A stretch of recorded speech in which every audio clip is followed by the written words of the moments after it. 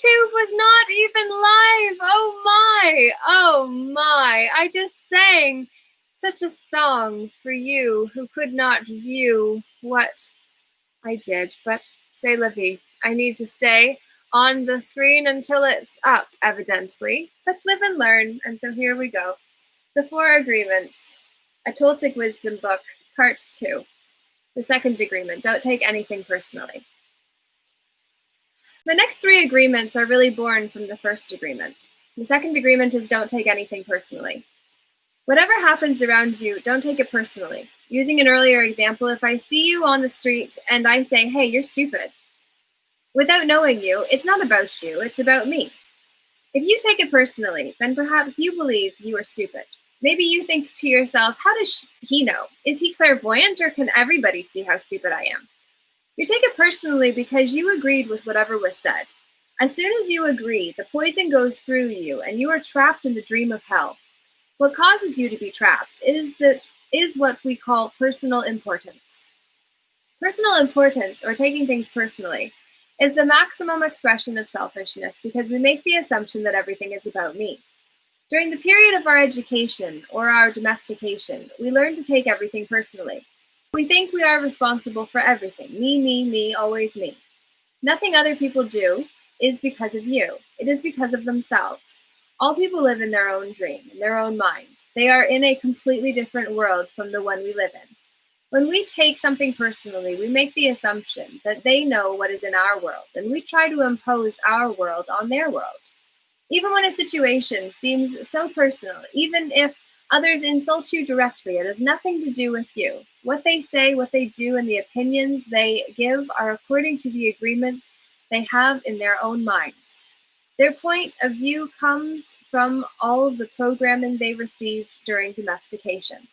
If someone gives you an opinion and says, hey, you look so fat, don't take it personally, because the truth is that this person is dealing with his or her own feelings, beliefs, and opinions. That person tried to send poison to you, and if you take it personally, then you take that poison and it becomes yours. Taking things personally makes you easy prey for those predators, the black magicians. They can hook you easily with one little opinion and feed you whatever poison they want, and because you take it personally, you eat it up. This is a big thing to do also as an offshoot of the whole gang culture and recruiting new members who have low self-esteem because they're more easily manipulatable, and belonging, which is the centerpiece between respect and self-actualization, which are higher level needs, and then safety and survival, which are lower levels needs in the Maslow's hierarchy of needs theory. Belonging is the best one to get people at because people will sacrifice respect for their own selves and their choices in order to fit in, until we realize that self-actualization requires us to step out of tribal belonging and to take a stand because we know that it's right.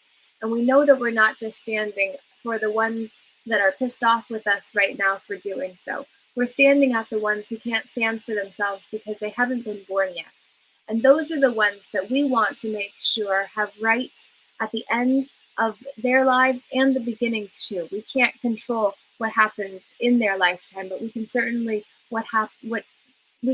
choose what happens in the meantime. So that was a little tangent. I apologize. I'm sorry, not sorry, as Demi Lovato says. You eat all their emotional garbage and know it becomes your garbage. And now it becomes your garbage. But if you do not take it personally, you are immune in the middle of hell. Immunity to poison in the middle of hell is the gift of this agreement. When you take things personally, then you feel offended and your reaction is to defend your beliefs and create conflicts. You make something big out of something so little because you have a need to be right and make everybody else wrong. You also try hard to be right by giving them your own opinions. In the same way, whatever you feel and do is just a projection of your own personal dream, a reflection of your own agreements. What you say, what you do, and the opinions you have are according to the agreements you have made, and these opinions have nothing to do with me. It is not important to me what you think about me, and I don't take what you think personally. I don't take it personally when you say, Miguel, you're the best, and I don't take it personally when you say, Miguel, you're the worst. I know that when you are happy, you will tell me, Miguel, you're such an angel. But when you are mad at me, you will say, oh, Miguel, you're such a devil. You are so disgusting. How can you say those things? Either way, it does not affect me because I know what I am. I don't have the need to be accepted. I don't have the need to have someone tell me, Miguel, you're doing so good, or how dare you do that? No, I don't take it personally. Whatever you think, whatever you feel, I know is your problem and not my problem. It is the way you see the world. It is nothing personal because you're dealing with yourself, not with me.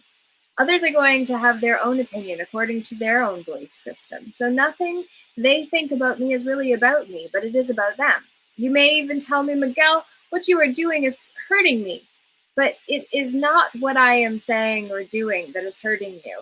It is that you have wounds that I touch by what I have said or done. You are hurting yourself.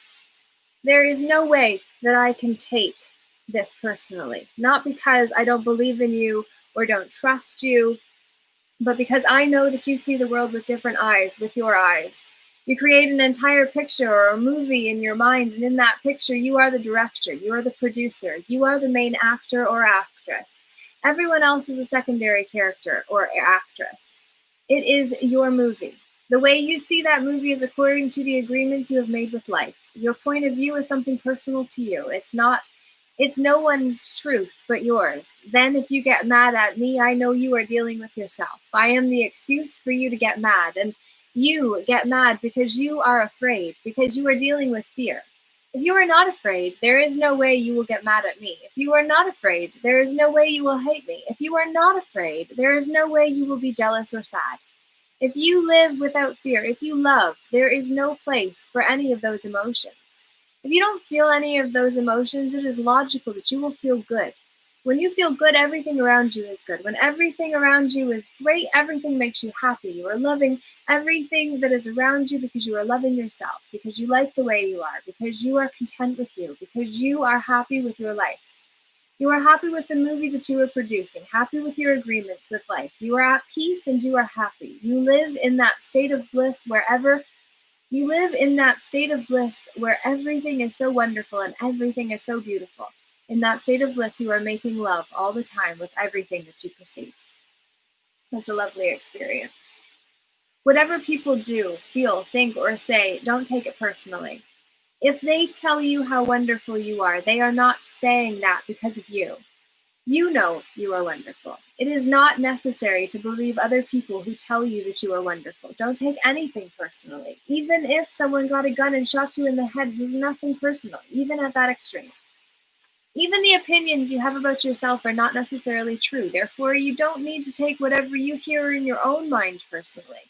The mind has the ability to talk to itself, but it also has the ability to hear information that is available from other realms. Sometimes you hear a voice in your mind and you may wonder where it came from. This voice may have come from another reality in which there are living beings very similar to the human mind. The Toltecs called these beings allies. In Europe, Africa, and India, they call them the gods.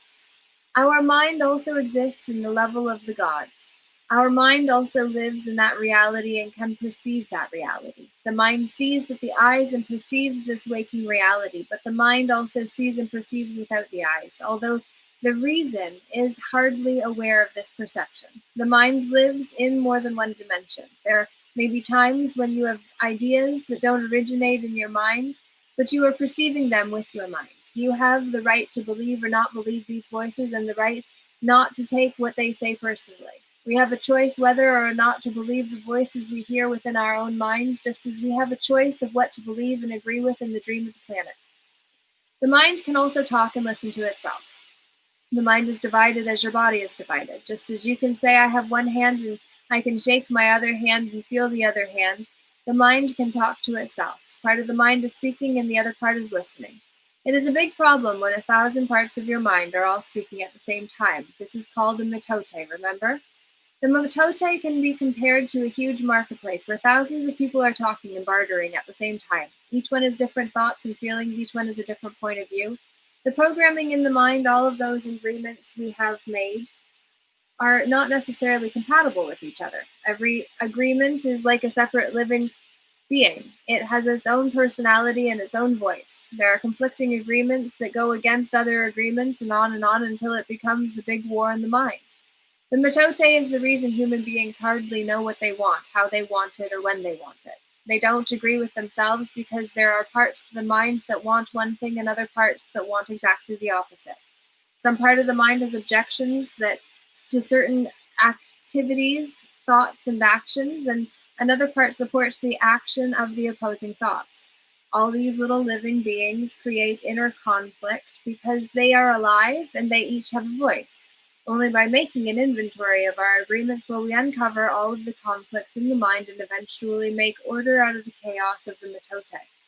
Don't take anything personally, because by taking things personally, you set yourself up to suffer for nothing. Humans are addicted to suffering at different levels and to different degrees, and we support each other in maintaining these addictions. Humans agree to help each other suffer. If you have the need to be abused, you will find it easy to be abused by others. Likewise, if you are with people who need to suffer, something in you makes you abuse them. It is as if they have a note on their back that says, "Please kick me." They are asking for justification for their suffering. Their addiction to suffering is nothing but an agreement that is reinforced every day. Wherever you go, you will find people lying to you, and as your awareness grows, you will notice that you also lie to yourself. Do not expect people to tell you the truth, because they also lie to themselves. You have to trust yourself and choose to believe or not to believe what someone says to you. When we really see other people as they are without taking it personally, we can never be hurt by what they say or do. Even if others lie to you, it is okay. They are lying to you because they are afraid. They are afraid you will discover that they are not perfect. It is painful to take that social mask off. If others say one thing but do another, you are lying to yourself if you don't listen to their actions. But if you are truthful with yourself, you will save yourself a lot of emotional pain. Telling yourself the truth about it may hurt, but you don't need to be attached to the pain. Healing is on the way, and it's just a matter of time before things will get better for you. If someone is not treating you with love and respect, it is a gift if they walk away from you. If that person doesn't walk away, you will surely endure many years of suffering with him or her. Walking away may hurt for a while, but your heart will eventually heal. Then you can choose what you really want. You will find that you don't need to trust others as much as you need to trust yourself to make the right choices. When you make it a strong habit not to take anything personally, you will avoid many upsets in your life. Your anger, jealousy, and envy will disappear, and even your sadness will simply disappear if you don't take things personally. If you can make the second agreement a habit, you will find that nothing can put you back into hell. There is a huge amount of freedom that comes to you when you take nothing personally. You become immune to black magicians, and no spell can affect you regardless of how strong it may be. The whole world can gossip about you, and if you don't take it personally, you're immune. Someone can intentionally send emotional poison, and if you don't take it personally, you will not eat it. When you don't take the emotional poison, it becomes even worse on the sender, but not in you. You can see how important this agreement is. Taking nothing personally helps you break many habits and routines that trap you in the dream of hell and cause needless suffering. Just by practicing the second agreement, you can begin to break dozens of tiny, teeny agreements that make you suffer. And if you practice the first two agreements, you will break 75% of the teeny tiny agreements that keep you trapped in hell. I'll repeat. If you practice the first two agreements, be impeccable with your word and don't take anything personally, you will break 75% of the teeny tiny agreements that keep you trapped in hell. Write this agreement on paper and put it on your refrigerator to remind you all the time, don't take anything personally. As you make a habit of not taking anything personally, you don't need to place your trust in what others do or say. You will need only trust yourself to make responsible choices. You are never responsible for the actions of others. You are only responsible for you. When you truly understand this and refuse to take things personally, you can hardly be hurt by the careless comments or actions of others. If you keep this agreement, you can travel around the world with your heart completely open and no one can hurt you. You can say, "I love you," without fear of being ridiculed or rejected.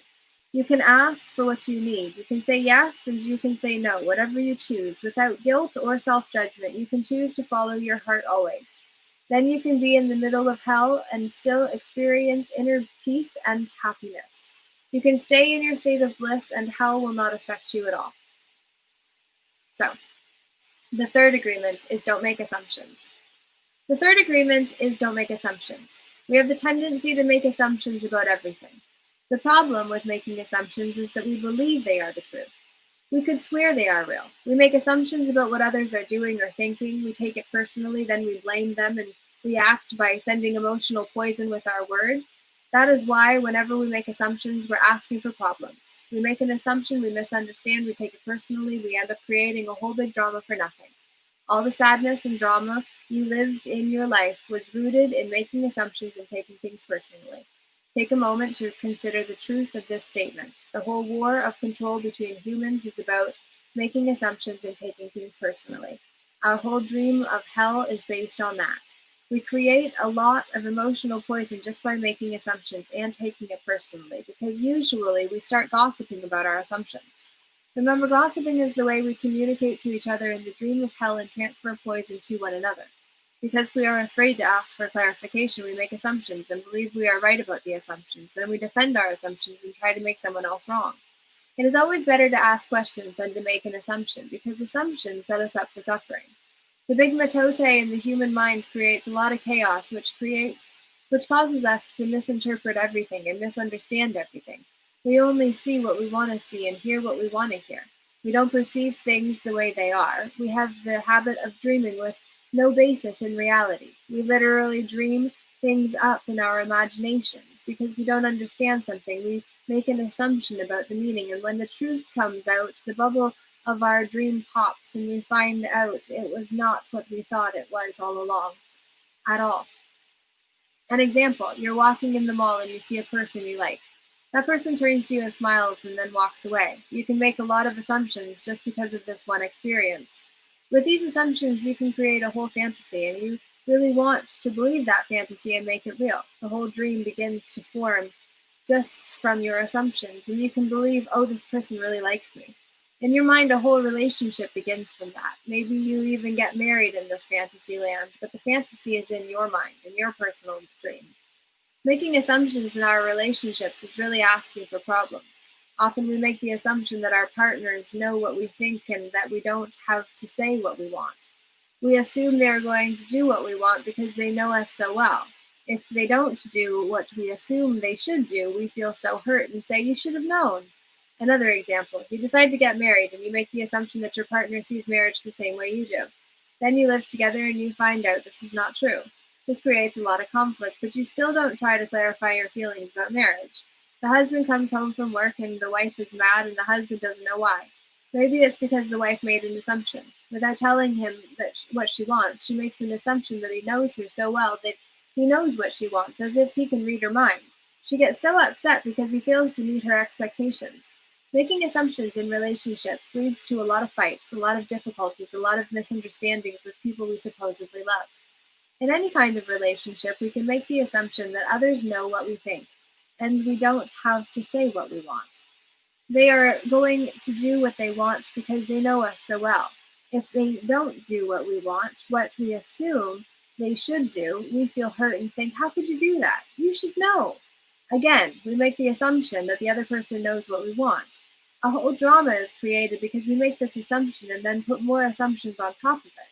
It's very interesting how the human mind works. We have the need to justify everything, to explain and understand everything in order to feel safe. We have millions of questions that need answers because there are so many things that the reasoning mind cannot explain.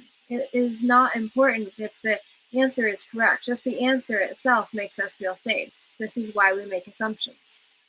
If others tell us something, we make assumptions, and if they don't tell us something, we make assumptions to fulfill our need to know and to replace the need to communicate. Even if we hear something and we don't understand, we make assumptions about what it means and then believe the assumptions. We make all sorts of assumptions because we don't have the courage to ask questions. These assumptions are made so fast and unconsciously most of the time because we have agreements to communicate this way. We have agreed that it is not safe to ask questions. We have agreed that if people love us, they should know what we want and how we feel. When we believe something, we assume we are right about it to the point that we will destroy relationships in order to defend this position. We make the assumption that everyone sees life the way we do. We assume that others think the way we think, feel the way we feel, judge the way we judge, and abuse the way we abuse. This is the biggest assumption that humans make, and this is why we have a fear of being ourselves around others, because we think everybody else will judge us, victimize us, abuse us, and blame us as we do ourselves. So even before others have a chance to reject us, we have already rejected ourselves. That is the way the human mind works. We also make assumptions about ourselves, and this creates a lot of inner conflict. I think I am able to do this. You make this assumption, for instance, then you discover you aren't able to do it. You overestimate or underestimate yourself because you haven't taken the time to ask yourself questions and answer them. Perhaps you need to gather more facts about a particular situation, or maybe you need to stop lying to yourself about what you truly want. Often, when you go into a relationship with someone you like, you have to justify why you like that person. You only see what you see, and you deny there are things you don't like about that person. You lie to yourself just to make yourself right. Then you make assumptions, and one of the assumptions is, my love will change this person. But this is not true. Your love will not change anybody. If others change, it's because they want to change, not because you can change them. Then something happens between the two of you, and you get hurt. Suddenly you see what you didn't want to see before. Only now it's amplified by your emotional poison. Now you have to justify your emotional pain and blame them for your choices. We don't need to justify love. It is there or not there. Real love is accepting other people the way they are without trying to change them. If we try to change them, this means we really don't like them. Of course, if you decide to live with someone, if you make that agreement, it is always better to make that agreement with someone who is exactly the way you want him or her to be. Find someone whom you don't have to change at all. It is much easier to find someone who is already the way you want him or her to be instead of trying to change that person. Also, that person must love you just the way you are, so he or she doesn't have to change you at all. If others feel they have to change you, that means they really don't love you just the way you are. So why be with someone if you're not the way he or she wants you to be? We have to be what we are, so we don't have to present a false image. If you love me the way I am, okay, take me. If you don't love me the way I am, okay, bye-bye, find someone else. It may sound harsh, but this kind of communication means the personal agreements we make with others are clear and impeccable. Just imagine the day that you stop making assumptions with your partner, and eventually with everyone else in your life. The way of communicating will change completely, and your relationships will no longer suffer from conflicts created by mistaken assumptions. The way to keep yourself from making assumptions is to ask questions. Make sure the communication is clear. If you don't understand, ask. Have the courage to ask questions until you are clear as you can be. And even then, do not assume you know all there is to know about a given situation. Once you hear the answer, you will not have to make assumptions because you will know the truth. Also, find your voice to ask for what you want. Everybody has the right to tell you no or yes, but you always have the right to ask. Likewise, everybody has the right to ask you, and you have the right to say yes or no. If you don't understand something, it is better for you to ask and be clear instead of making an assumption. The day you stop making assumptions, you will communicate cleanly and clearly, free of emotional poison. Without making assumptions, your word becomes impeccable. With clear communication, all of your relationships will change, not only with your partner, but with everyone else. You don't need to make assumptions because everything becomes so clear. This is what I want. This is what you want. If we communicate in this way, our word becomes impeccable. If all humans could communicate in this way with impeccability of the word, there would be no wars, no violence, no misunderstandings. All human problems would be resolved if we could just have good, clear communication. This then is the third agreement. Don't make assumptions. Just saying this sounds easy, but I understand that is difficult to do. It's difficult because we often do exactly the opposite. We have all these habits and routines that we are not even aware of. Becoming aware of these habits and understanding the importance of this agreement is the first step. But understanding its importance is not enough. Information or an idea is merely the seed in your mind. What will really make the difference is action. Taking the action over and over again strengthens your will, nurtures the seed, and establishes a solid foundation for the new habit to grow. After many repetitions, these new agreements will become second nature, and you will see how the magic of your word transforms you from a black magician into a white magician. A white magician uses the word for creation, giving, sharing, and loving. By making this one agreement a habit, your whole life will be completely transformed. When you transform your whole dream, magic just happens in your life. What you need comes to you easily because Spirit moves freely through you. This is the mastery of intent, the mastery of the Spirit, the mastery of love, the mastery of gratitude, and the mastery of love. This is the goal of the Toltec. This is the path to personal freedom. So, well done. Great to see you here. Thank you. Glad you could be here. And so we are already on the fourth agreement. This book, one of the things that is fantastic about it is that it literally is only 140 pages. And that includes the recommendations for other books that Don Miguel Ruiz has written. So it's 138 pages in total. And we're already on page 75. This is the second viewing of it too. So I am going to read out the fourth agreement, which is always do your best. There's just one more agreement, but it's the one that allows the other three to become deeply ingrained habits. The fourth agreement is about the action of the first three. Always do your best. Under any circumstance, always do your best. No more and no less. But keep in mind that your best is never going to be the same from one moment to the next. Everything is alive and changing all the time, so your best will sometimes be high quality and other times it will not be as good.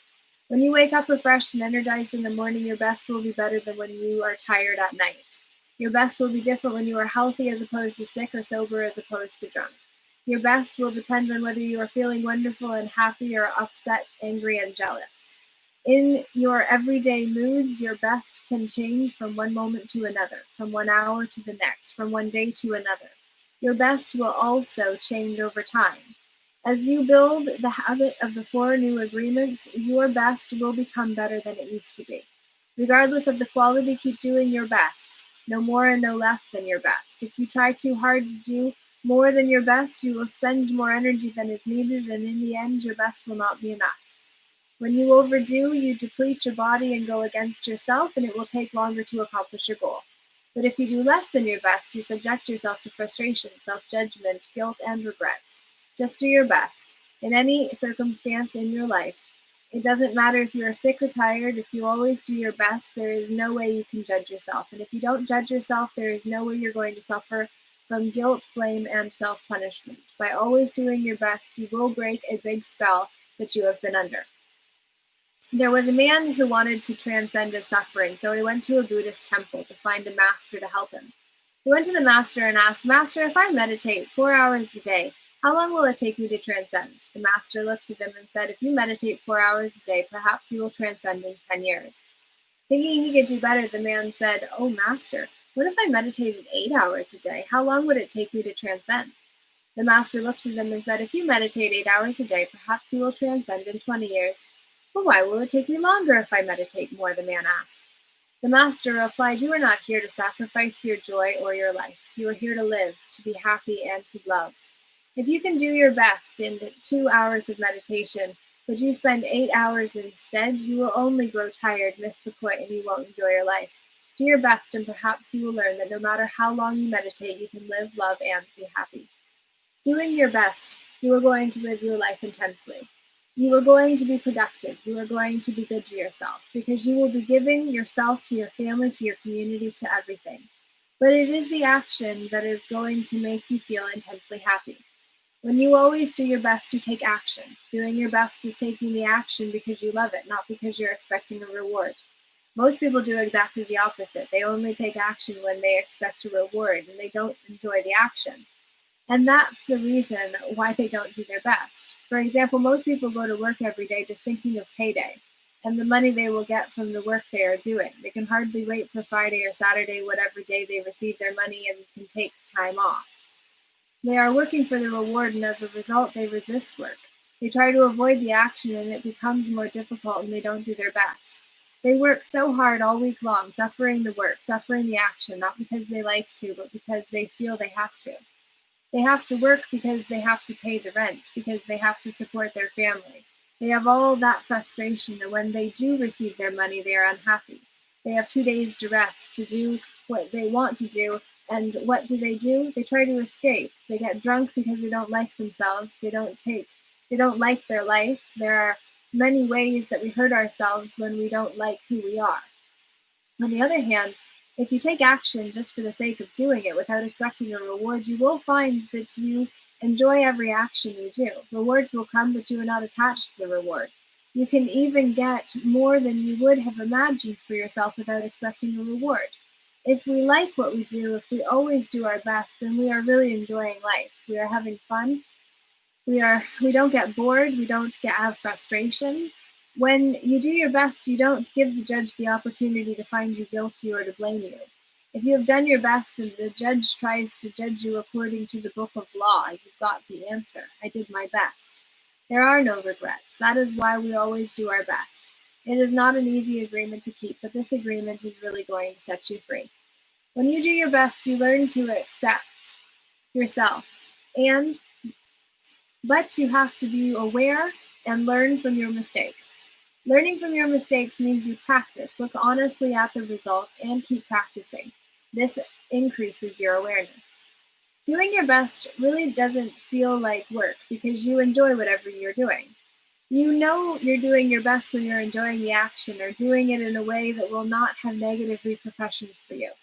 You do your best because you want it. You want to do it, not because you have to do it, not because you're trying to please the judge, not because you're trying to please other people. If you take action because you have to, then there is no way you're going to do your best. Then it is better not to do it. No, you do your best because doing your best all the time makes you so happy. When you're doing your best just for the pleasure of doing it, you are taking action because you enjoy the action. Action is about living fully. Inaction is the way that we deny life. Inaction is sitting in front of the television every day for hours, for years, because you're afraid to be alive and to take the risk of expressing what you are. Expressing what you are is taking action. You can have many great ideas in your head, but what makes the difference is the action. Without action upon an idea, there will be no manifestation, no results, and no reward. A good example of this comes from the story of Forrest Gump. He didn't have great ideas, but he took action. He was happy because he always did his best at whatever he did. He was richly rewarded without expecting any reward at all. Taking action is being alive. It's taking the risk to go out and express your dream. This is different than imposing your dream on someone else, because everyone has the right to express his or her dream. Doing your best is a great habit to have. I do my best in everything I do and feel. Doing my best has become a ritual in my life because I made the choice to make it a ritual.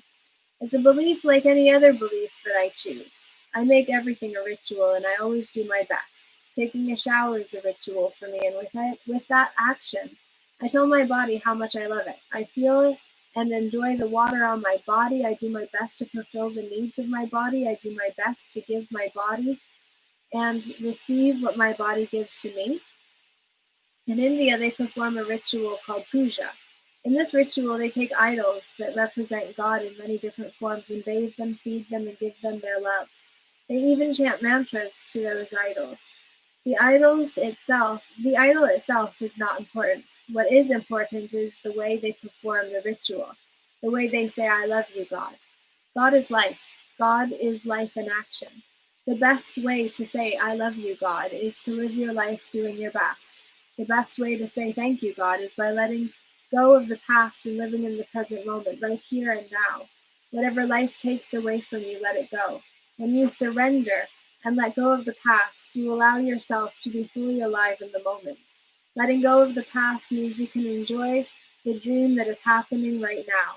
If you live in a past dream, you don't enjoy what is happening right now because you will always wish it to be different than it is. There is no time to miss anyone or anything because you are alive. Not enjoying what is happening right now is living in the past and being only half alive. This leads to self-pity, suffering, and tears. You were born with the right to be happy. And let us take a drink to that and say cheers. Cheers to you. Indeed, it is heaven indeed. Yes. In fact, I'll just show you the fact that my cat, who is here, Mr. Julius. Yes, darling. Sorry. No, there we go. Yes, go back to sleep, my love. He got ready to see what was going on now. So who knows if he'll rise now or whether he'll just go back to sleeping. I'm going to just do my hair into a braid to break the trance that I've kind of got into, if I'm honest, because I'm feeling tired. That summit earlier on was a lot of energy, and I had this scheduled, so I wanted to make sure that I honored you who were excited to listen to the next part of the 4 agreements, and then also I want to be able to get through it so that then we can move on to reading out the foundational pillars to the work of the teachings of the Ascended Masters on alchemy and the human aura and the chakra system. And I'm really excited to be able to dig into those. But first, as part of the Peaceful Inner Warriors United movement, I am reading a book that I often reference and I'm realizing are part of the Warrior's Creed that we are being called to create now as we understand the importance and significance of what creed means and why we are being called to really create our own. So the last thing that I said before I had my little break for a little boost with my coffee and whatever you drink, I highly recommend mugs that either make you laugh, such as this one. My mom gave it to me. So she said, save the world, save the planet, save the earth. It's the only planet with chocolate. So it always makes me laugh now. But there was a point when it was just kind of like, that is not even funny because I don't like chocolate that much. And then it's just like, I kind of mellowed out a bit and it was just like, that's really sweet. Like my mom likes weird, strange, off the wall things, and so do I. So it's a good thing because I am one too, and maybe you too. So if you are not already on Facebook under Where Misfits Fit, Home for Soulful Seekers, while you're here and watching this, I would also recommend that too. And I am going to charge my computer battery because ultimately it's getting low and the computer too has been through a lot. So here we go. This is the next part of the 4th agreement, which means that we're probably about minutes from the end and I just needed a little reprieve. So if this was not done live, I would edit out this part, but since it is, here we go. Let's get back to it. You were born with the rights to be happy. You were born with the right to love, to enjoy, to share your love. You were alive, so take your life and enjoy it. Don't resist life passing through you, because that is God passing through you. Just your existence proves the existence of God. Your existence proves the magnificence of life and energy. You don't need to know or prove anything. Just to be, to take a risk and enjoy your life is all that matters. Say no more. Say no when you want to say no, and yes when you want to say yes. You have the right to be you. You can only be you when you do your best. When you don't do your best, you are denying yourself the right to be you. That's a seed that you should really nurture in your mind. You don't need knowledge or great philosophical concepts. You don't need the acceptance of others. You express your own divinity by being alive and by loving yourself and others. It is an expression of God to say, hey, I love you. The first 3 agreements will only work if you do your best. Don't expect that you will always be able to be impeccable with your word. Your routine habits are too strong and firmly rooted in your mind, but you can do your best. Don't expect that you will never take anything personally. Just do your best. Don't expect that you will never make another assumption, but you can certainly do your best. By doing your best, the habits of misusing your word, taking things personally, and making assumptions will become weaker and less frequent with time. You don't need to judge yourself, feel guilty, or punish yourself if you cannot keep these agreements. If you're doing your best, you will feel good about yourself, even if you still make assumptions, take things personally, and still are not impeccable with your word. If you do your best always, over and over again, you will become a master of transformation. Practice makes the master. By doing your best, you become a master. Everything you have ever learned, you learn through repetition. You learn to write, to drive, and even to walk by repetition. You are a master of speaking your language because you practiced. Action is what makes the practice. Action is what makes the difference. If you do your best in search of personal freedom, in search of self-love, you will discover that it's just a matter of time before you find what you're looking for. It's not about daydreaming or sitting for hours dreaming in meditation. You have to stand up and be a human. You have to honor the man or woman that you are, respect your body, enjoy your body, love your body, feed, clean, and heal your body, exercise, and do what makes your body feel good. This is puja to your body. And that is a communion between you and God. You don't need to worship idols of the Virgin Mary, the Christ, or the Buddha. You can if you want to. If it feels good, do it. Your own body is a manifestation of God, and if you honor your body, everything will change for you. When you practice giving love to every part of your body, you plant seeds of love in your mind. And when you grow, you will love, honor, and respect your body immensely. Every action then becomes a ritual in which you are honoring God. After that, the next step is honoring God with every thought, every emotion, every belief, even what is right or wrong. Every thought becomes a communion with God, and you will live a dream without judgments, victimization, and free of the need to gossip and abuse yourself or others. When you honor these 4 agreements together, there is no way that you will live in hell. There is no way. If you are impeccable with your word, you don't take anything personally, if you don't make assumptions, if you always do your best, then you're going to have a beautiful life. You're going to control your life 100%. The 4 agreements are a summary of the mastery of transformation, one of the masteries of the Toltec. You transform hell into heaven.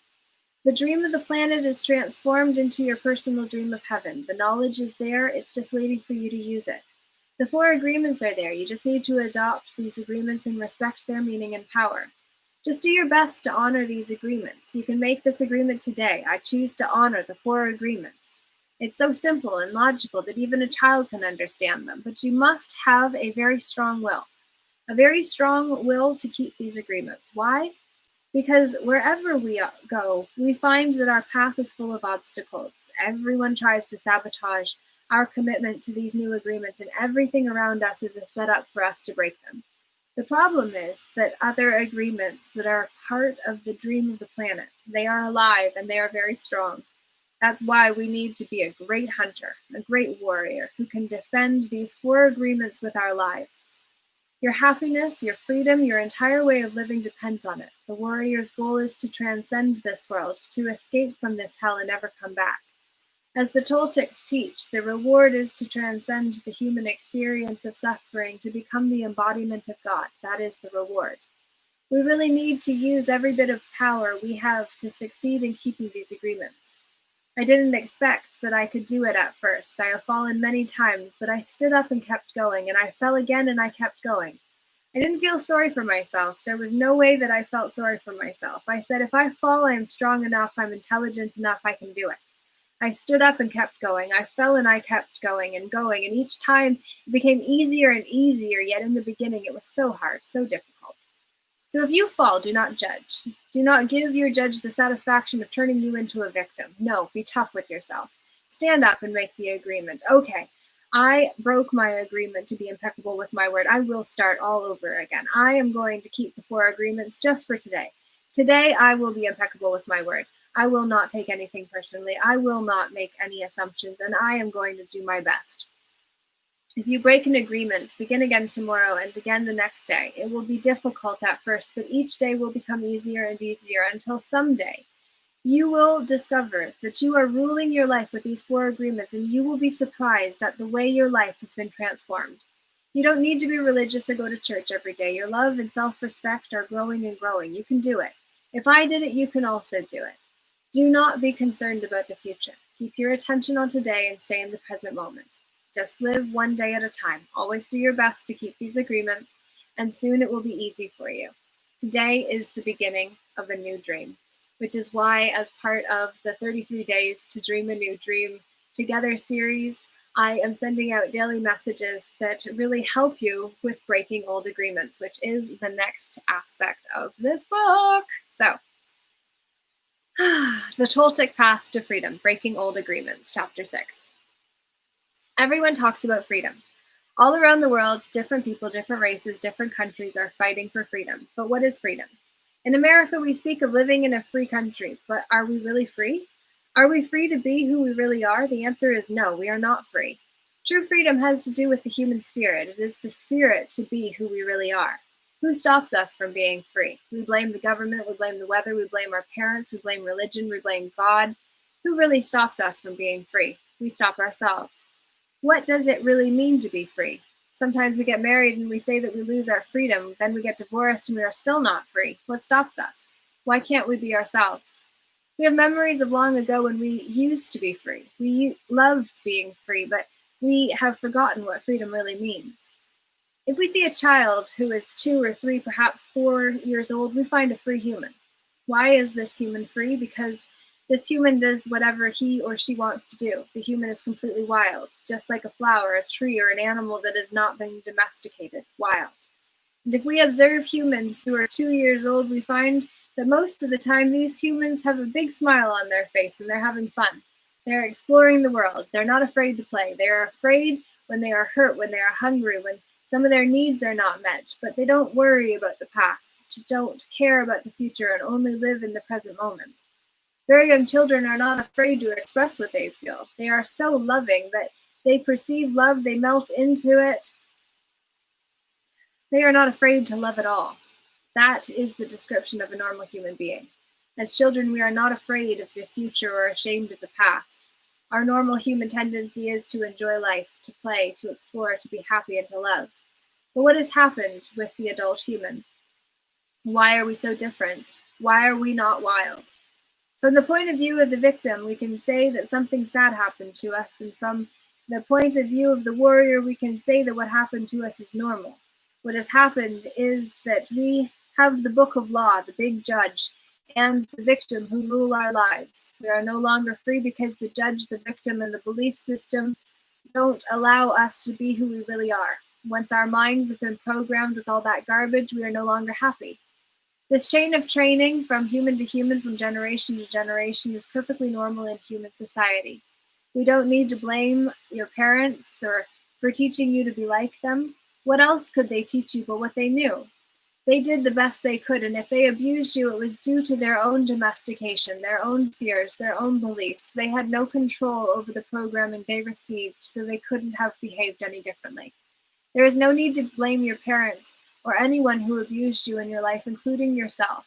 It is time to stop the abuse.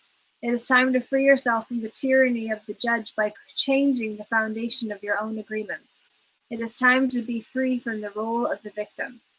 The real you is still a little child who never grew up. Sometimes that little child comes out when you're having fun or playing, when you feel happy, when you're painting or writing poetry or playing the piano or expressing yourself in some way. These are the happiest moments of your life, when the real you comes out, when you don't care about the past and you don't worry about the future. You're childlike. But there's something that changes all that. We call them responsibilities. The judge says, wait a second, you're responsible. You have things to do. You have to work. You have to go to school. You have to earn a living. All these responsibilities come to mind. Our face changes and becomes serious again. If you watch children when they're playing adults, you will see their little faces change. Let's pretend I'm a lawyer, and right away their faces change. The adult face takes over. We go to court, and that is the face we see, and that is what we are. We are still children, but we have lost our freedom. The freedom we are looking for is the freedom to be ourselves, to express ourselves. But if we look at our lives, we will see that most of the time we do things just to please others, just to be accepted by others, rather than living our lives to please ourselves. That is what has happened to our freedom. And we see in our society and all the societies around the world that every 1,000 people, 999 are completely domesticated. The worst part is that most of us are not even aware that we are not free. There is something inside that whispers to us that we're not free, but we do not understand what it is and why we are not free. The problem with most people is they live their lives and never discover that the judge and the victim rule their mind, and therefore they don't have a chance to be free. The first step toward personal freedom is awareness. We need to be aware that we are not free in order to be free. We need to be aware of what the problem is in order to solve the problem. Awareness is always the first step, because if you are not aware, there is nothing you can change. If you are not aware that your mind is full of wounds and emotional poison, you cannot begin to clean and heal the wounds that you will continue to suffer. There is no reason to suffer. With awareness, you can rebel and say this is enough. You can look for a way to heal and transform your personal dream. The dream of the planet is just a dream. It is not even real. If you go into the dream and start challenging your beliefs, you will find that most of the beliefs that guided you into the wounded mind are not even true. You will find that you suffered all those years of drama for nothing. Why? Because the belief system that was put inside your mind is based on lies. That is why it is important for you to master your own dream. That is why the Toltecs became dream masters. Your life is the manifestation of your dream. It is an art. And you can change your life anytime if you aren't enjoying the dream.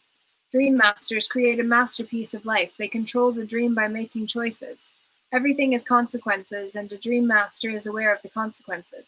To be Toltec is a way of life. It is a way of life where there are no leaders and no followers, where you have your own truth and live your own truth. A Toltec becomes wise, becomes wild, and becomes free again. There are 3 masteries that lead people to become Toltecs. First is the mastery of awareness. This is to be aware of who we really are with all the possibilities. The second is the mastery of transformation, how to change, how to be free of domestication. The third is the mastery of intent. Intent from the Toltec point of view is the part of life that makes transformation of energy possible. It is the one living being that seamlessly encompasses all energy, or what we call God. Intent is life itself. It is unconditional love. The mastery of intent is therefore the mastery of love. When we talk about the Toltec path to freedom, we find that they have an entire map for breaking free of domestication. They compare the judge, the victim, and the belief system to a parasite that invades the human mind. From the Toltec point of view, all humans who are domesticated are sick. They are sick because there is a parasite that controls the mind and controls the brain. The food for the parasite is the negative emotions that come from fear. If we look at the description of a parasite, we find that a parasite is a living being who feeds off other living beings, sucking their energy without any useful contribution in return and hurting their host little by little.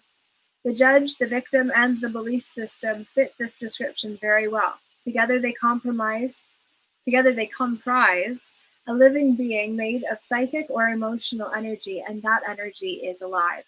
Of course, it is not material energy, but neither are emotions material energy. Our dreams are not material energy either, but we know they exist. One function of the brain is to transform material energy into emotional energy. Our brain is the factory of the emotions, and we have said that the main function of the mind is to dream. The Toltecs believe that the parasite, the judge, the victim, and the belief system has control of your mind. It controls your personal dream. The parasite dreams through your mind and lives its life through your body. It survives on the emotions that come from fear and thrives on drama and suffering. I would like to clarify that I believe that he is actually referring in the judge, the victim, and the belief system to the 4 survival archetypes of the victim, child, saboteur, and prostitute.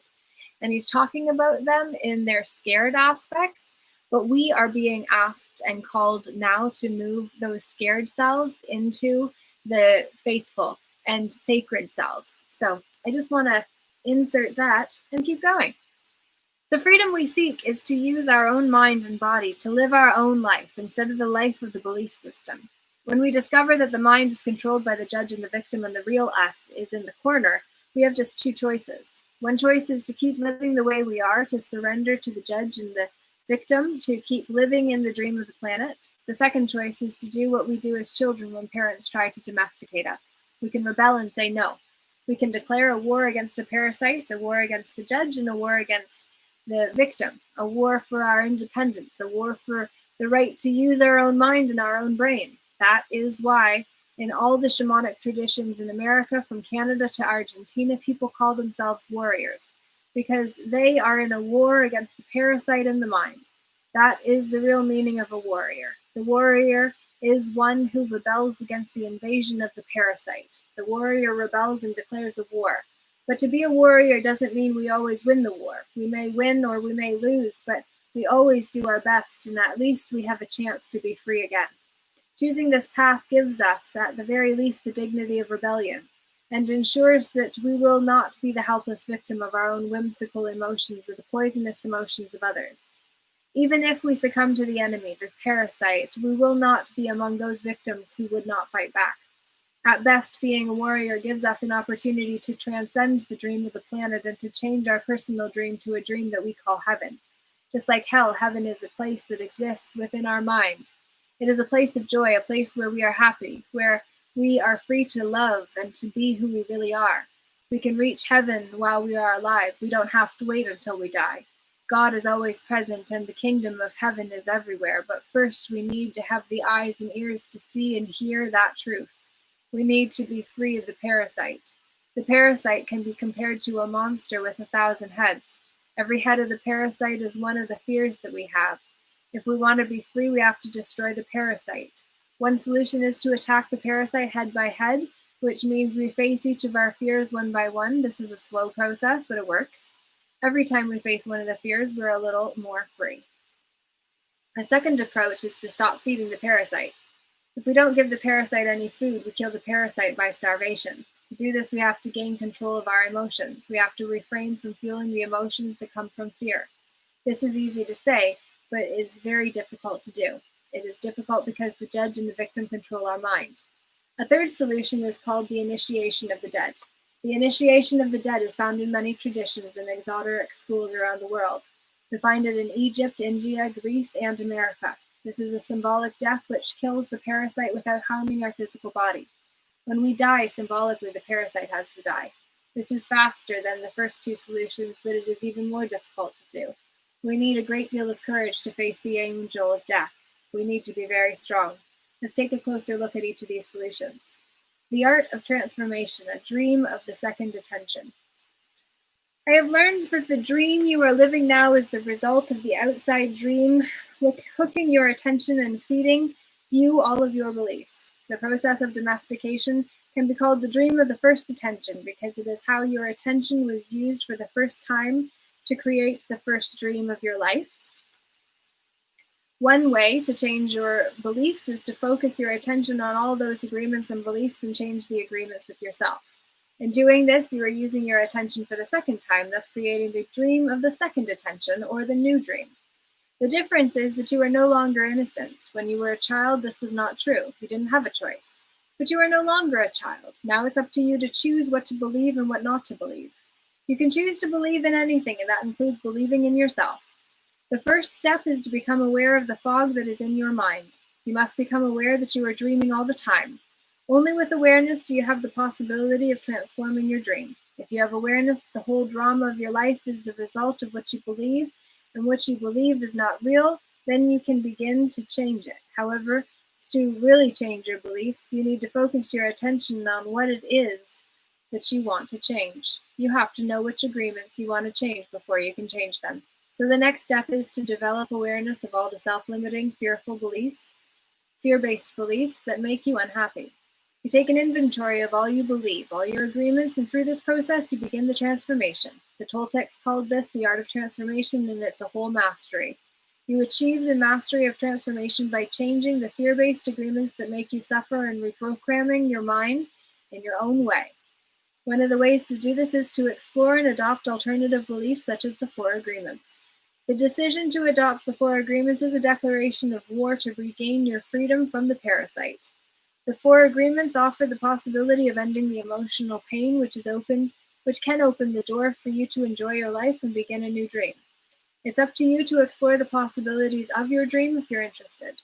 The 4 agreements were created to assist you in the art of transformation, to help you break the limiting agreements, gain more personal power, and become stronger. The stronger you get, the more agreements you can break until the moment comes when you make it to the core of all those agreements. Going to the core of those agreements is what I call going into the desert.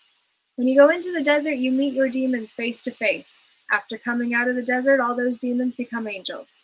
Practicing the 4 new agreements is a big act of power. Breaking the spell of black magic in your mind requires great personal power. Every time you break an agreement, you gain extra power. You start by breaking agreements that are very small and require less power. As those smaller agreements are broken, your personal power will increase until you reach a point when you can finally face the big demons in your mind. For example, the little girl who was told not to sing is now 20 years old and she does still not sing. One way she can overcome the belief that her voice is ugly is to say, okay, I will try to sing, even if I do sing badly. Then she can pretend that someone is clapping and telling her, oh, that was beautiful. This may break the agreement a teeny tiny bit, but it will still be there. However, now she has a little more power and courage to try again and again until finally she breaks the agreement. That's one way out of the dream of hell, but for every agreement you break that makes you suffer, you will need to replace it with a new agreement that makes you happy. This will keep the old agreement from coming back. If you occupy the same space with a new agreement, then the old agreement is gone forever, and in its place is the new agreement. That's the law of the vacuum, where it says every empty space will be filled either intentionally or unintentionally, and so we must be intentional about what we put in the place of that which we intentionally cleared. There are many strong beliefs in the mind that can make this process look hopeless. This is why you need to go step by step and be patient with yourself, because this is a slow process. The way you are living now is the result of many years of domestication. You cannot expect to break the domestication in one day. Breaking agreements is very difficult because we put the power of the word, which is the power of our will, into every agreement we have made. We need the same amount of power to change an agreement. We cannot change an agreement with less power than we used to make the agreement, and almost all our personal power is invested in keeping the agreements we have with ourselves. That's because our agreements are actually like a strong addiction. We're addicted to being the way we are. We're addicted to anger, jealousy, and self-pity. We're addicted to the beliefs that tell us, I'm not good enough, I'm not intelligent enough, why even try? Other people will do it because they're better than me. All of these old agreements, which rule our dreams' life, are the result of repeating them over and over again. Therefore, to adopt the 4 agreements, you will need to put repetition in action. Practicing the new agreements in your life is how your best becomes better. Repetition makes the master. The discipline of the warrior, controlling your own behavior.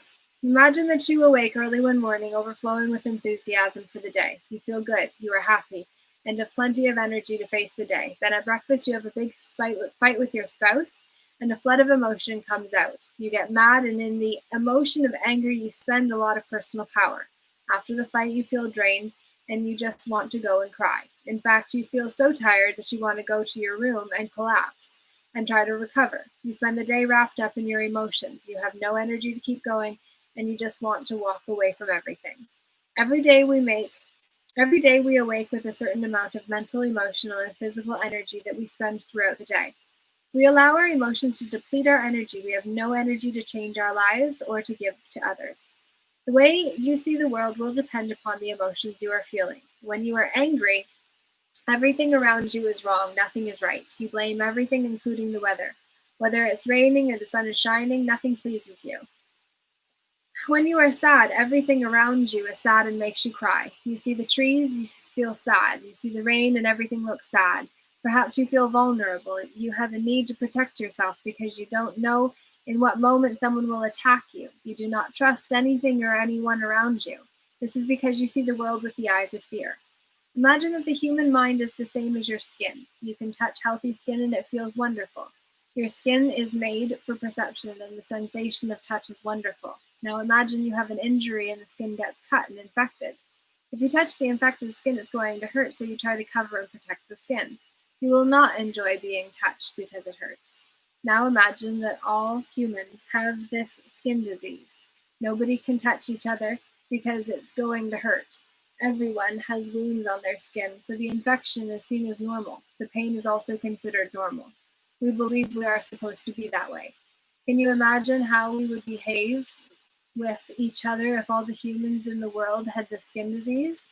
Of course, we would hardly ever hug each other because it would be too painful, so we would need to create a lot of distance between us.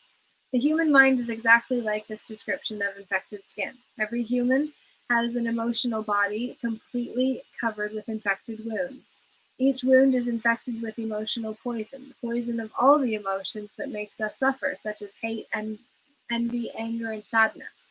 An action of injustice opens a wound in the mind, and we react with emotional poison because of the concepts and beliefs we have about injustice and what is fair. The mind is so wounded and full of poison by the process of domestication that everyone tries the wounded mind as normal. And everyone describes the wounded mind as normal. This is considered normal, but I can tell you it is not natural. We have a dysfunctional dream of the planet, and humans are mentally sick with a disease called fear. The symptoms of the disease are all the emotions that make humans suffer: anger, hate, sadness, envy, and betrayal.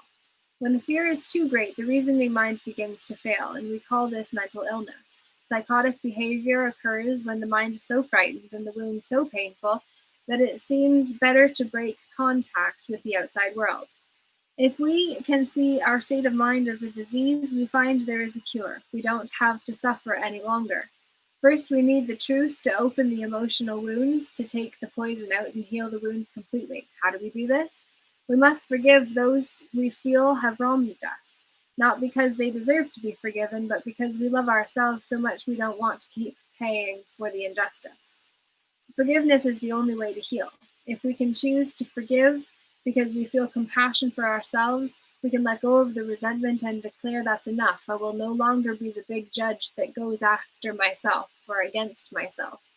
I will no longer beat myself up and abuse myself. I will no longer be the victim. First, we need to forgive our parents, our brothers, our sisters, our friends, and God. Once you forgive God, you can finally forgive yourself. Once you forgive yourself, the self-rejection in your mind is over. Self-acceptance begins, and the self-love will grow so strong that you will finally accept yourself just the way you are. That's the beginning of the free human. Forgiveness is the key. You will know you have forgiven someone when you see them and you no longer have an emotional reaction. You will hear the name of the person and you will have no reaction. When someone can touch what used to be a wound, and it no longer hurts you, then you know you have truly forgiven. The truth is like a scalpel. The truth is painful because it opens all the wounds which are covered by lies so that we can be healed. These lies are what we call the denial system. It's a good thing we have the denial system because it allows us to cover our wounds and still function. But once we no longer have any wounds or any poison, we don't need the lie anymore. We don't need the denial system because the healthy mind, like healthy skin, can be touched without hurting. It's pleasurable for the mind to be touched when it's clean. The problem with most people is that they lose control of their emotions. It's the emotions that control the behavior of the human, not the human who controls the emotions. When we lose control, we say things we don't want to say and do things we don't want to do. That is why it is so important to be impeccable with our word and become a spiritual warrior.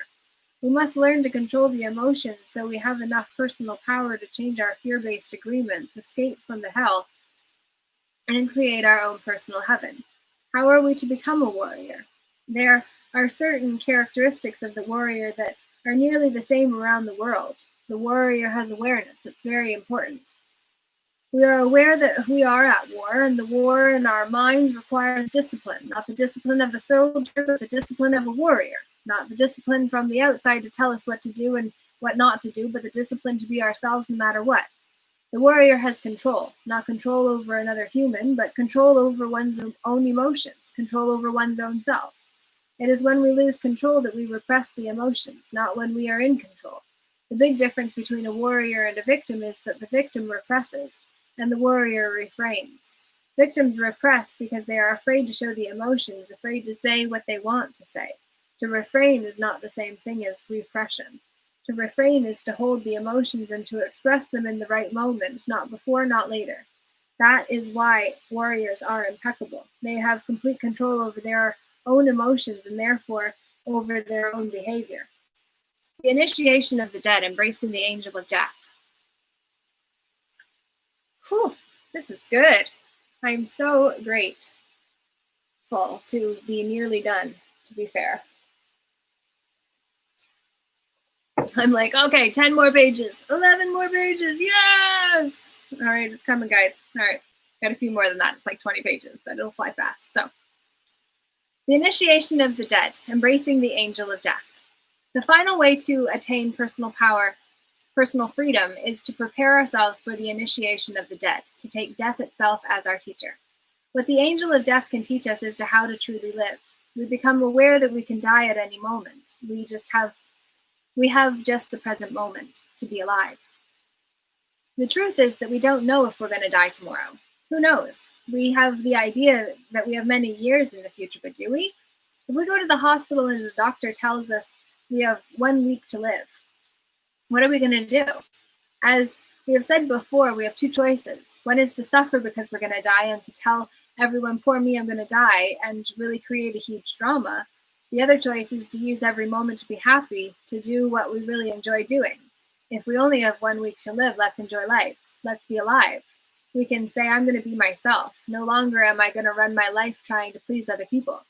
No longer am I going to be afraid of what they think about me. What do I care what others think if I am going to die in 1 week? I'm going to be myself. The angel of death can touch us. The angel of death can teach us to live every day as if it were the last day of our lives, as if there may be no tomorrow. We can begin each day by saying, I am awake, I see the sun, I am going to give my gratitude to the sun and to everything and everyone because I am still alive, 1 more day to be myself. That is the way I see life. That is what the angel of death taught me, to be completely open, to know that there is nothing to be afraid of. And of course, I treat the people I love with love because this may be the last day that I can tell you how much I love you. I don't know if I'm going to see you again, so I don't want to fight with you. What if I had a big fight with you and I told you all those emotional poisons that I have against you and you die tomorrow? Oops, my God. Oh my God, the judge will get me so bad and I will feel so guilty for everything that I told you. I will even feel guilty for not telling you how much I love you. The love that makes me happy is the love that I can share with you. Why do I need to deny you that? Why do I need to deny that I love you? It is not important if you love me back. I may die tomorrow or you may die tomorrow. What makes me happy now is to let you know how much I love you. You can live your life this way. By doing so, you prepare yourself for the initiation of death. What is going to happen in the initiation of death is that the old dream that you have in your mind is going to die forever.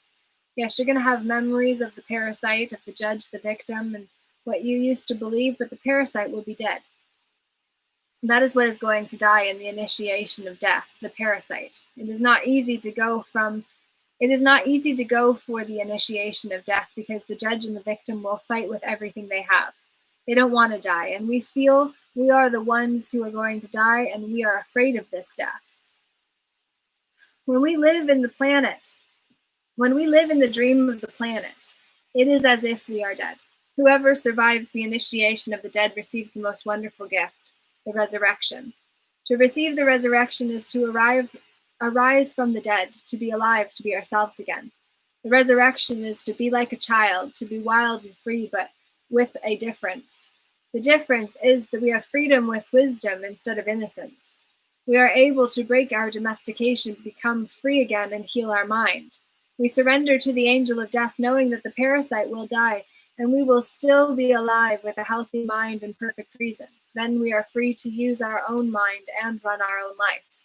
That is what, in the Toltec way, the angel of death teaches us. The angel of death comes to us and says, you see, everything that exists here is mine. It is not yours. Your house, your spouse, your children, your car, your career, your money, everything is mine, and I can take it away when I want to, but for now you can use it.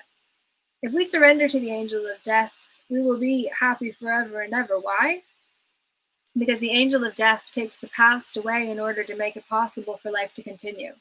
For every moment that is past, the angel of death keeps taking the part that is dead, and we keep living in the present. The parasite wants us to carry the past with us, and that makes it so heavy to be alive. When we try to live in the past, how can we enjoy the present? When we dream of the future, why must we carry the burden of the past? When are we going to live in the present? That is what the angel of death teaches us to do. So, the final chapter before prayers is Heaven on Earth, the new dream. Woohoo! All right, guys. I want you to forget everything you have learned in your whole life. This is the beginning of a new understanding, a new dream. The dream you are living is your creation. It is your perception of reality that you can change at any time.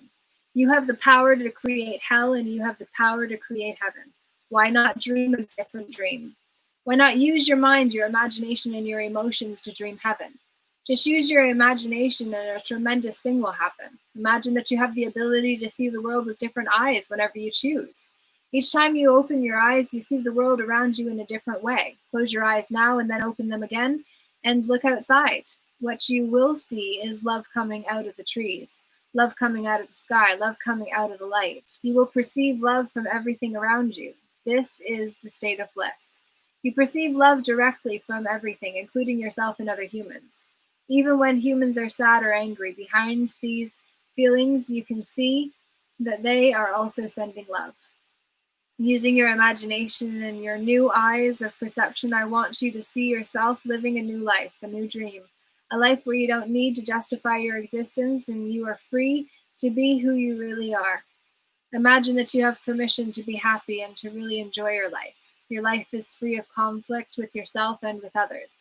Imagine living your life without fear of expressing your dreams. You know what you want, what you don't want, and when you want it. You are free to change your life the way you really want to. You are not afraid to ask for what you need, to say yes or no to anything or anyone. Imagine living your life without the fear of being judged by others. You no longer rule your behavior according to what others may think about you. You are no longer responsible for anyone's opinion. You have no need to control anyone, and no one controls you either. Imagine living your life without judging others. You can easily forgive yourself and let go of any judgments that you have. You don't have the need to be right, and you don't need to make anyone else wrong. You respect yourself and everyone else, and they respect you in return. Imagine living without the fear of loving and not being loved. You are no longer afraid to be rejected, and you don't have the need to be accepted. You can say I love you without shame or justification. You can walk in the world with your heart completely open and not be afraid to be hurt. Imagine living your life without being afraid to take a risk or to explore life. You are not afraid to lose anything. You are not afraid to be alive in the world, and you are not afraid to die. Imagine that you love yourself just the way you are. You love your body just the way it is, and you love your emotions just the way they are.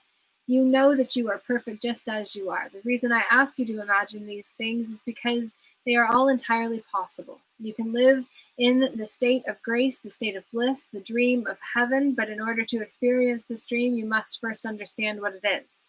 Only love has the ability to put you in this state of bliss. Being in bliss is like being in love. Being in love is like being in bliss. You're floating in the clouds.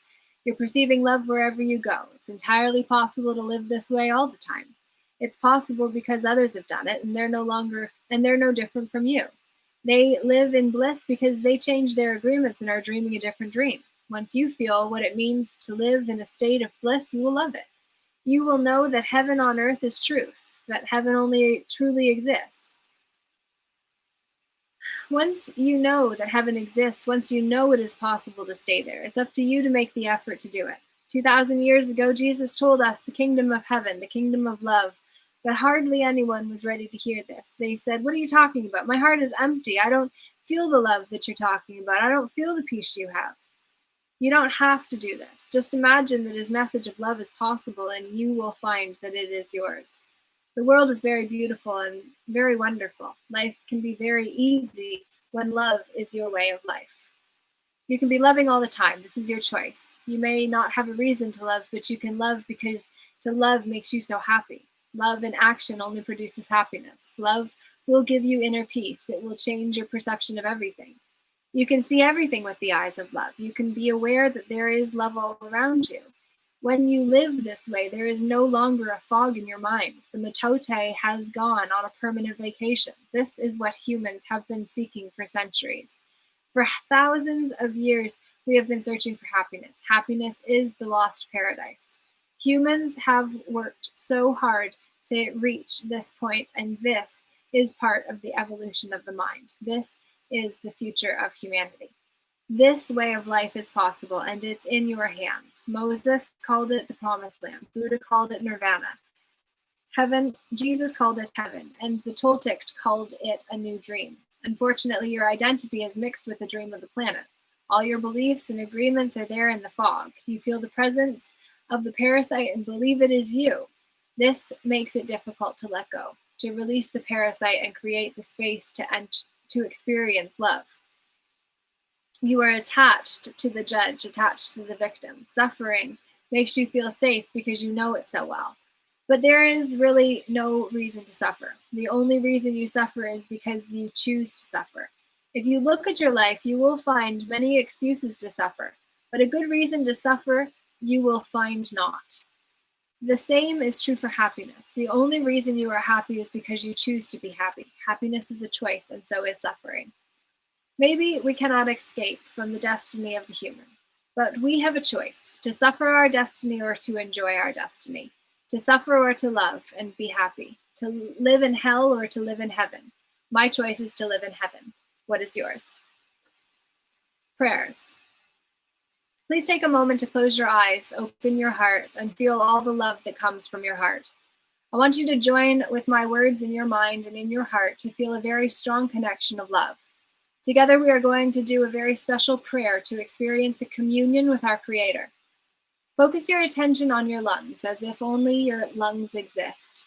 Feel the pleasure when your lungs expand to fulfill the biggest need of the human body, to breathe fully. Take a deep breath and feel the air as it fills your lungs. Feel how the air is nothing but love. Notice the connection between the air and the lungs, a connection of love. Expand your lungs with air until your body has the need to expel that air, and then exhale and feel the pleasure again, because when we fulfill any need of the human body, it gives us pleasure. To breathe gives us such pleasure. Just to breathe is enough for us to always be happy, to enjoy life. Just to be alive is enough. Feel the pleasure to be alive, the pleasure of the feeling of love. The prayer for freedom. Today, Creator of the universe, we ask that you come to us and share with us a strong communion of love. We know that your real name is love, that to have a communion with you means to share the same vibration, the same frequency that you are, because you are the only thing that exists in the universe. Today, help us to be like you are, to love life, to be life, to love life, to be love. Help us to love the way you love, with no conditions, no expectations, no obligations, without any judgment. Help us to love and accept ourselves without any judgment, because when we judge ourselves, we find ourselves guilty and we need to be punished.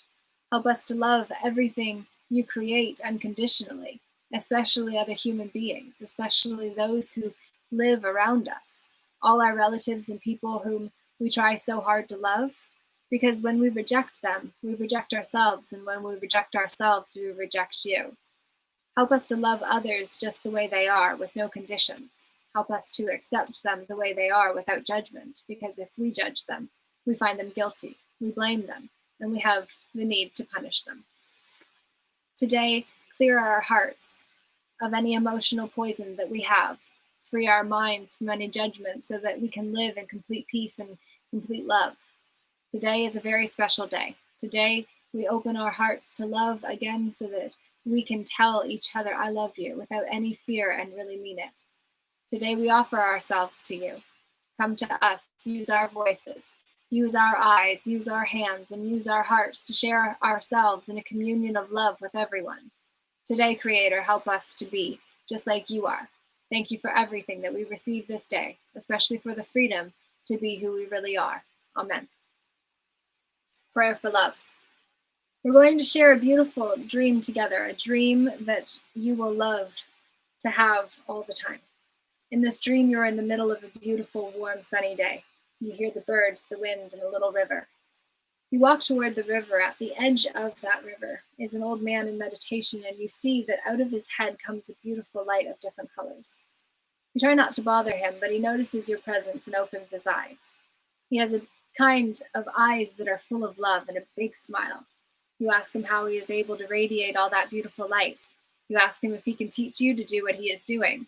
He replies that many, many, many years ago he asked the same question of his teacher.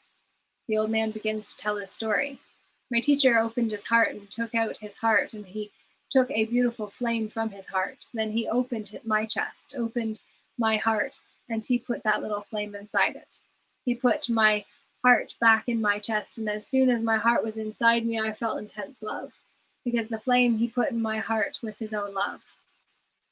That flame grew in my heart and became a big, big fire, a fire that doesn't burn, purifies everything that it touches. And that fire touched every one of the cells of my body, and the cells of my body loved me back. I became one with my body, but my love grew even more. That fire touched every emotion of my mind, and all the emotions transformed into a strong and intense love, and I loved myself completely and unconditionally. But the fire kept burning, and I had the need to share my love. I decided to put a little piece of my love in every tree, and the trees loved me back, and I became one with the trees, but my love did not stop, it grew more. I put a piece of love in every flower, in the grass, in the earth, and they loved me back, and we became one, and my love grew more and more to love every animal in the world. They responded to my love, and they loved me back, and we became one, but my love kept growing and growing.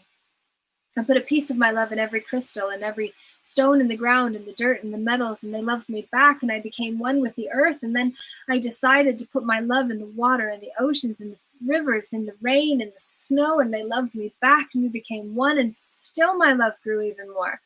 I decided to give my love to the air and the wind. I felt a strong communion with the earth, with the wind, with the oceans, with nature.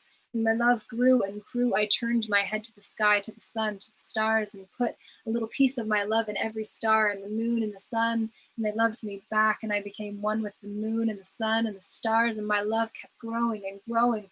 And I put a little piece of my love in every human, and I became one with the whole of humanity. Wherever I go, wherever I meet, whoever I meet, I see myself in their eyes, because I am part of everything, because I love. When the old man opens his own chest, takes out his heart with that beautiful flame inside, and he puts that flame in your heart, and now that love is growing inside of you. Now you are one with the wind, with the water, with the stars, with all of nature, with all animals, and with all humans. You feel the heat and the light emanating from the flame of your heart. Out of your heart shines a beautiful light of different colors. You are radiant with the joy. You are radiant with the glow of love, and you pray, "Thank you, Creator of the universe, for the gift of life you have given me. Thank you for giving me everything I have ever truly needed. Thank you for the opportunity to experience this beautiful body and this wonderful mind. Thank you for living inside me with all your love, with your pure and boundless spirit, with your warm and radiant light. Thank you for using my words, for using my eyes, for using my heart to share your love wherever I go. I love you just the way you are, and because I am your creation, I love myself just the way I am. Help me to keep the love and the peace in my heart, and to make that love a new way of life, that I may live in love the rest of my life, and you too." Amen. That is the end of the second book in the read aloud series that I am doing and have the playlist for. So if you missed any of The Alchemist or the last reading of the Four Agreements and the chapter on the smoky mirror, then by all means check out the books read aloud playlist, and you'll find everything that you need there. I would love to know if there are any questions on Facebook or comments, because I'm having trouble accessing that. I would love to know what this book, and with that being said, we're going to be talking about this book. We're going to talk about The Alchemist, and then we're also going to dig further into the foundational texts of the teachings of the Ascended Masters, because what I do believe is that in this book, in the prayers where Don Miguel Ruiz was talking about the flame and transferring that flame between hearts of student and master, what he's actually talking about is the threefold flame that Saint Germain gifted humanity. Saint Germain gifted, no, that's wrong. Saint Germain gifted, he's falling over. All right, saved. So Saint Germain actually gifted humanity with the violet flame, and the threefold flame was significantly bigger during the age of Atlantis and the other ages of enlightenment that we have the capacity to reach now if we are willing to take responsibility and to call others to do the same, in fact. So the threefold flame is not with Saint Germain specifically, and yet it's great to see everyone who joined in. So thank you to Joshua, Zayden, Tim, and Barry for all making comments on Facebook and showing your love and that you had shown up, and to Franz as well. I very much look forward to hearing what you have to say about this. We'll do some questions and application, some of the practical elements of this next Thursday at 7 o'clock Eastern Standard Time again. I had wanted to keep tonight to around an hour and a half, so this is absolutely perfect, and I very much wish you a phenomenal night. Hope you enjoyed this. Would love for you to share it with a friend and invite them to come out again next Thursday so that we can read Food That Nourishes Our Soul, Heart, and Mind, where we are. And so thank you very much for tuning in. Have a great night, and thank you again. Toodaloo. Lord J, namaste. The light in me honors the light in you.